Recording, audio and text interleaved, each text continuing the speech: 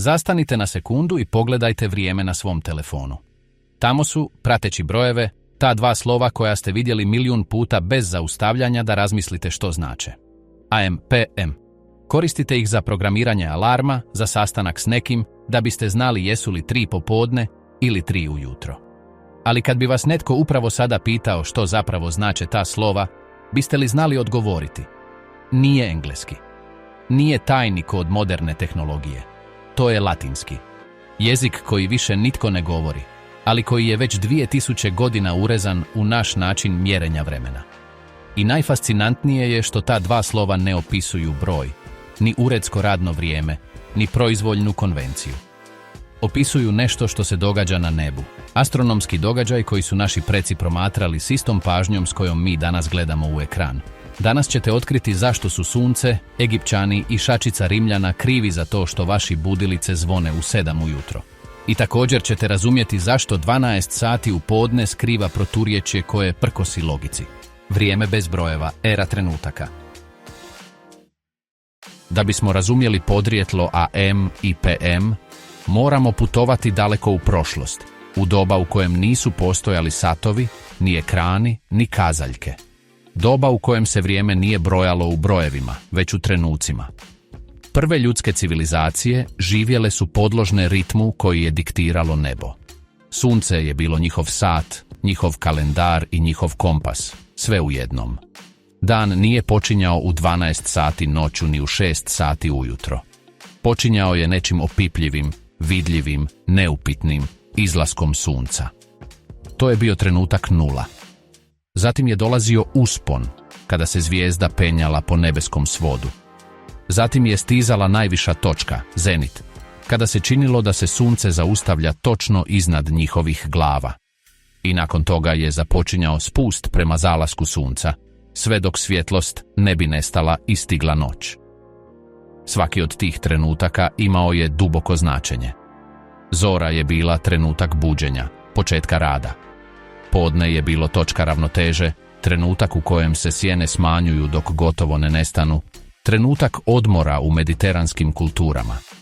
Zalazak sunca bio je povratak, kraj dana, priprema za opasnost tame. Nisu trebali brojeve. Brojevi bi bili smetnja. Ono što im je trebalo bilo je promatrati, i promatrati dobro. Jer o tom promatranju ovisila je sjetva, žetva, plovidba i preživljavanje. Vrijeme nije bilo apstraktno. Bilo je nešto što se vidjelo, osjećalo i čega se bojalo. Egipatska revolucija, 12 sati koji su trajali koliko je sunce htjelo. U nekom trenutku povijesti, neke civilizacije su napravile korak dalje. Odlučile su da nije dovoljno živjeti trenutke. Trebalo ih je mjeriti, brojati, dijeliti. I prvi koji su to učinili na sustavan način bili su Egipćani. Oni su primijetili da se ciklus svjetlosti i tame može podijeliti.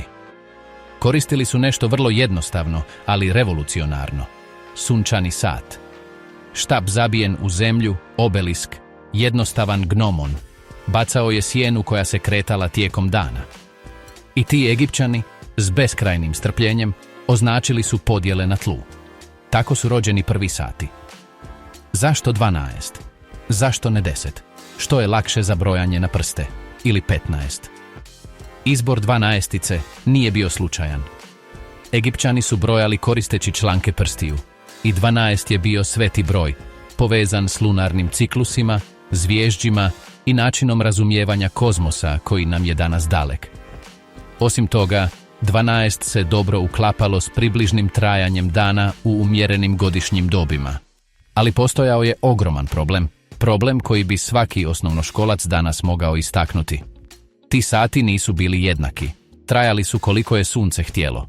Ljeti, kada su dani dugi, sati svjetlosti su također bili dugi. Jedan egipatski sat u srpnju mogao je trajati ekvivalent od 80 današnjih minuta. Zimi, kada sunce jedva proviri, ti isti sati su se smanjivali dok ne bi trajali samo 40 minuta. Sat je bio elastičan koncept, rastezljiv, koji se prilagođavao volji kralja sunca. Za nas, koji živimo vezani uz satove koji označavaju identične sekunde, ova ideja djeluje gotovo neshvatljivo. Ali tisućljećima je svijet tako funkcionirao. Vrijeme nije bilo nešto što se posjedovalo, već nešto što se promatralo. I to promatranje imalo je središnju točku, ključni trenutak koji su sve kulture priznavale. Podne. Rimsko nasljeđe kada se latinski susreo sa suncem. Rimljani su bili ti koji su, kao nasljednici grčkog i egipatskog znanja, dali ime onome što su svi vidjeli, ali nitko nije službeno krstio. I to su učinili na svom jeziku, latinskom, koji će stoljećima biti vozilo znanja na zapadu. Za Rimljane, trenutak u kojem je sunce dosezalo svoju najvišu točku na nebu, imao je jasno i snažno ime. Meridis. Podne. To je bio trenutak ravnoteže, os oko koje se okretao cijeli dan. Od te riječi, sve ostalo se organiziralo samo od sebe. Ono što se događalo prije tog trenutka bilo je antemeridijem. Ono što se događalo poslije bilo je postmeridijem. To nisu bili komplicirani termini. Bili su to doslovni opisi, gotovo poetski, stvarnosti koju su imali pred očima. Prije podneva. Poslije podneva. Svaki seljak, svaki vojnik, svaki trgovac savršeno je razumio o čemu govore. Sunce je bilo tamo, prelazeći nebo, dijeleći dan na dvije neopozive polovice. Ovi termini se nisu koristili samo u astronomskim raspravama. Latinski je bio jezik administracije, zakona, religije, obrazovanja. Kada je rimski sudac zakazivao ročište, kada je general planirao marš, kada je svećenik najavljivao ritual, koristili su ove riječi. I malo po malo, bez da je itko to planirao, antemeridijem i postmeridijem urezali su se u kolektivnu svijest zapada. Rimsko carstvo je palo, njegove legije su se povukle, njegovi gradovi su potonuli pod težinom stoljeća.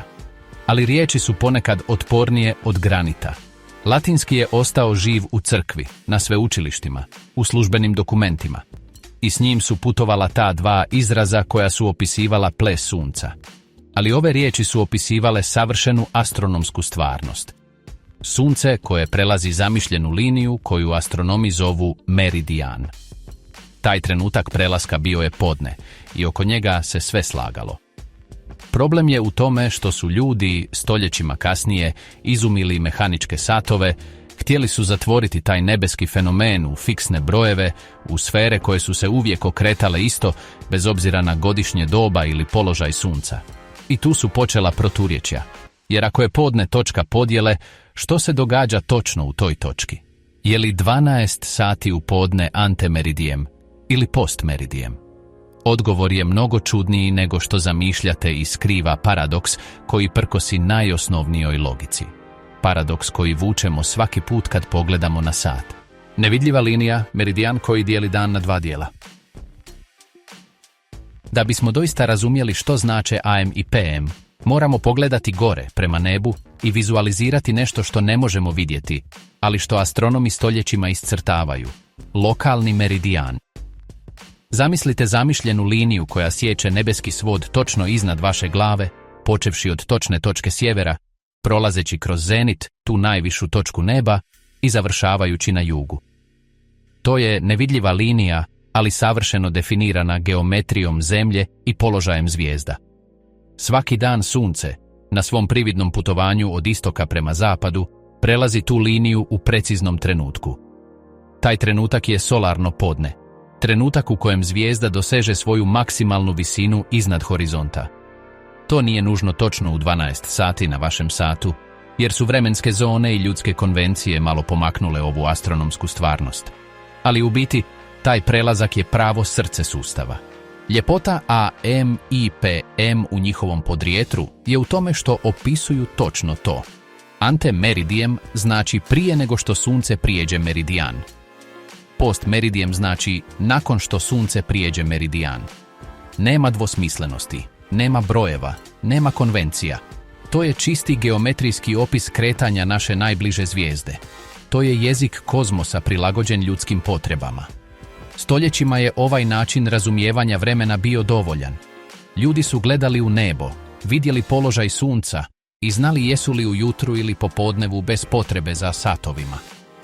Ali onda je stigla tehnologija, a s njom i proturječja. Problem dvanaestice, kada se logika sudari s praksom. Ovdje se javlja paradoks koji malo ljudi primjećuje.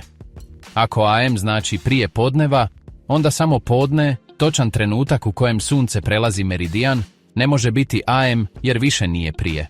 Ako PM znači nakon podneva, onda ni podne ne može biti PM jer više nije nakon PM znači nakon podneva. Onda ni podne ne može biti PM jer još nije nakon. U čisto logičkom sustavu, podne bi trebalo biti točka bez oznake, granica, razdjelna linija koja razdvaja dva teritorija, ali ne pripada ni jednom od njih. Isto se događa s ponoći, tim trenutkom u kojem jedan dan završava, a drugi počinje. Ponoć također ne bi trebala imati oznaku, jer je to točka prijelaza između kraja jednog dana i početka sljedećeg.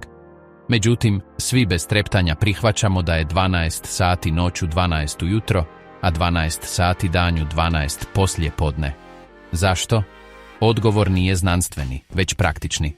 Kada su se mehanički satovi počeli popularizirati u srednjovjekovnoj i renesansnoj Europi, ljudima je trebao jasan i jednoznačan način upućivanja na svaki sat u danu. Satovi nisu mogli imati rupu u 12, trenutak bez imena. Morala je postojati oznaka za svaki trenutak. Tako je, u nekom trenutku povijesti, netko donio funkcionalnu odluku. Podne će se smatrati početkom postmeridijalnog razdoblja, a ponoć početkom antemeridijalnog razdoblja. To nije bila odluka temeljena na astronomskoj logici. Bila je to odluka temeljena na potrebi da satovi rade i da se ljudi razumiju. I nakon što su milijuni satova, tisuće željezničkih voznih redova i stotine službenih dokumenata usvojili tu konvenciju, više nije bilo povratka. Praktičnost je pobijedila čistu logiku i danas vučemo to malo proturječje svaki put kada programiramo alarm za 12 sati u podne i vidimo napisano 12:0 PM. Tihi rival sat od 24 sata i zašto nije uspio. Dok se sustav od 12 sati s AM i PM širio svijetom, stoljećima je postojao tihi rival, logičniji, jasniji i matematički besprijekoran sustav, sat od 24 sata. U ovom sustavu nema ponovnih pokretanja. Dan počinje u ponoć, što je 0. sat. 1 ujutro je 1, 2 su 2 i tako redom sve do podneva, što je 12 sati. Ali umjesto da krene iz početka, nastavlja se. 1 popodne je 13, 2 su 14, sve do 23 i na kraju ponovno ponoć, što je 0. sat. To je savršen sustav, nema dvosmislenosti. Ako vam netko kaže, nalazimo se u 20 sati, točno znate da je to 8 sati navečer. Ne trebate pitati je li dan ili noć. Nema rizika od zamjene 8 ujutro s 8 navečer. Zato je u područjima gdje pogreška ne smije postojati ovaj sustav neprikosnoveni kralj. Međunarodna avijacija koristi format od 24 sata u svim svojim planovima leta. Bolnice ga koriste za bilježenje lijekova i postupaka, jer zabuna između 6 ujutro i 6 navečer može biti smrtonosna. Vojske pola svijeta usvojile su ga prije desetljeća i zato ga se često naziva vojno vrijeme. Znanost, tehnologija, računalno programiranje, svi preferiraju jasnoću kontinuiranog sustava.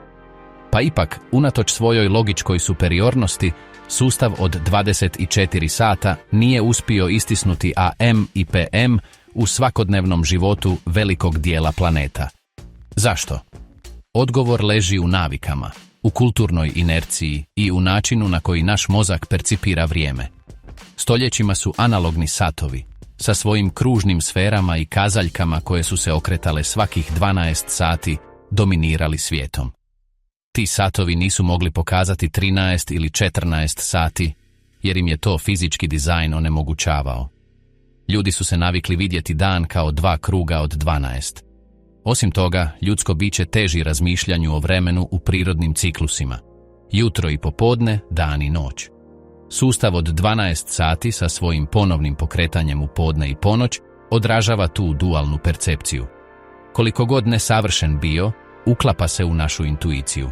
Lingvistički fosili, zašto je latinski preživio na tvom ekranu?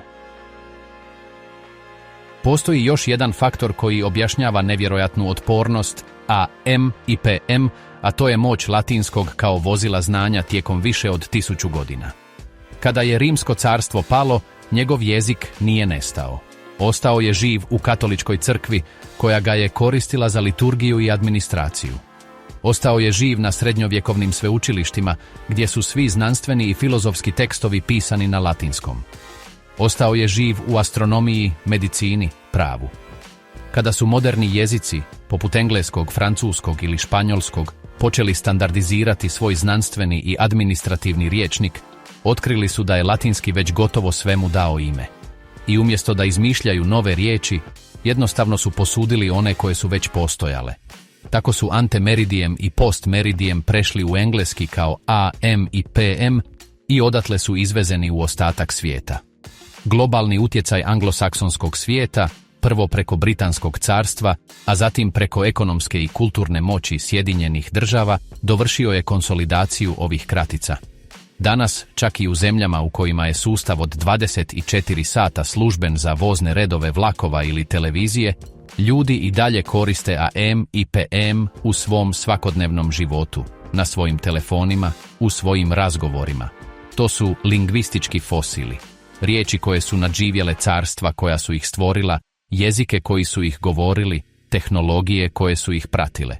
Tamo su urezane na ekranu tvog mobitela, na tvom budilici, u rasporedu tvoje omiljene serije. 2 slova koja sadrže 2000 godina povijesti. Zato sljedeći put kad pogledaš koliko je sati, zastani na sekundu. Razmisli o tome što zapravo znače ta 2 slova koja prate brojeve. Nisu moderni izum, ni proizvoljna konvencija proizvođača satova. Oni su jeka vremena u kojem se vrijeme mjerilo gledajući u nebo, promatrajući sjenu štapa na tlu, čekajući da sunce dosegne svoju najvišu točku iznad meridijana.